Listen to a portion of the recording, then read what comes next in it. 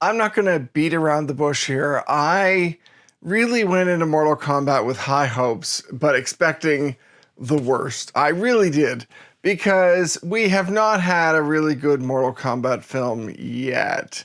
Now, I say that with a big asterisk here. I haven't actually seen the last Mortal Kombat film, which this is a sequel of.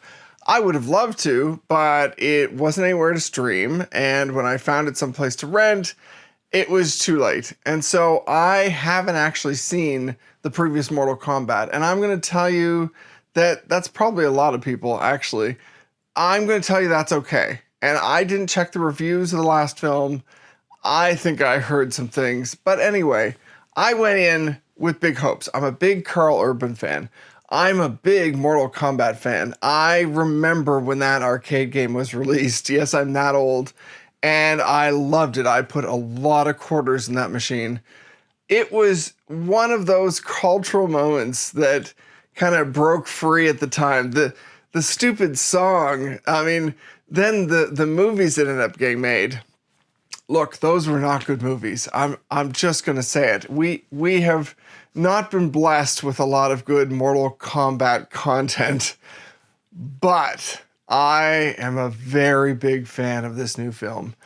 I really went in wondering what they were gonna do here, and that comes back to the fact that if you look back at the last 20 years of movies, there are not a ton of great action films. And I mean, you do have the Wicks of the world, you have those kind of films, but that's a different kind of action film.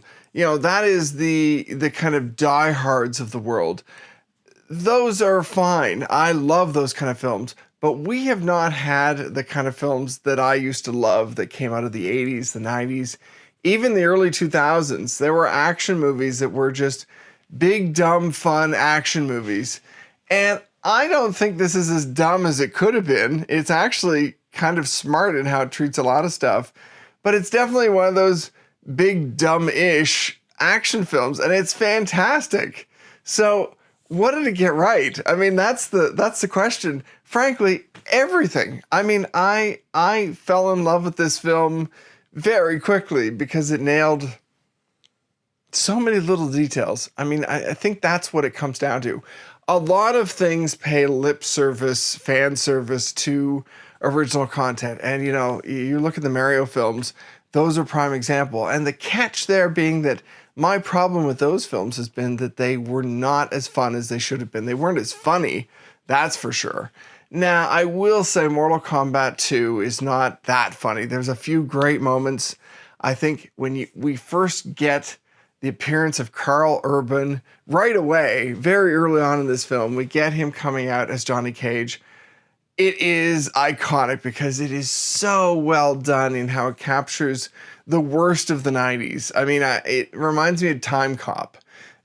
And, not necessarily in a way that I am going to say I love Time Cop. It's a terrible film. I used to love it. I mean, I still have an appreciation for it, but it's exactly what we're getting at the start of Mortal Kombat. That kind of era of action film that, you can kind of tell some of it's fake. It goes over and above where it shouldn't. But anyway, we get this Johnny Cage in this film. Karl Urban is fantastic. I have always been a fan of his, but he really holds this thing together because we have all these pieces in this story of, the good guys and the bad guys. And basically it's the tournament to save Earth. And Johnny gets called in to save the day, whether he wants to or not. And he's not a winner to start with, let's be honest. That's kind of where these arcs always go. Of course, can he find his true power and all that stuff. But what this film does well is it surrounds this character not just with credible fighters, but an interesting kind of take on the video game story, which is basically that we've got the big bad guy coming in, trying to take over the universe, and these few fighters are the only thing standing in his way. And there's a lot of great supporting roles here. I don't think there's a bad performance in the entire film. There are definitely cheesy performances, but not in the way you think. They're cheesy in the sense of they capture exactly what they're supposed to.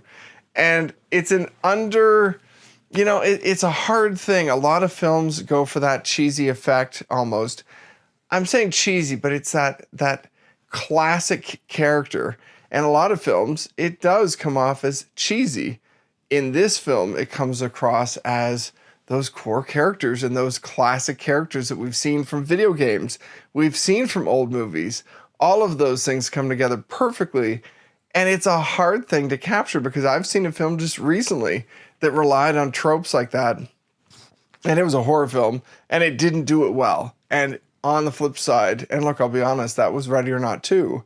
This film gets the tropes right, and it's hard. I'm very impressed. These are not the kind of films we've seen made for a long time. We need to see more of them. There's a reason they were audience favorites, and they shouldn't just be direct to DVD or direct to streaming or whatever. They should be in a theater. We should be going to see them there as events, and that's exactly what we've been missing for years. The blockbusters of the summer are one thing. This isn't quite that. I certainly could see this as a summer release that you'd have a bunch of friends going to see all together, but it's just a big, fun movie, and I want to see more of those, and I want to see that action movie, which this fills perfectly. I want to see that comedy that fills that, which we're going to see Scary Movie come back in a few weeks. I want to see more of those films. The romantic comedy.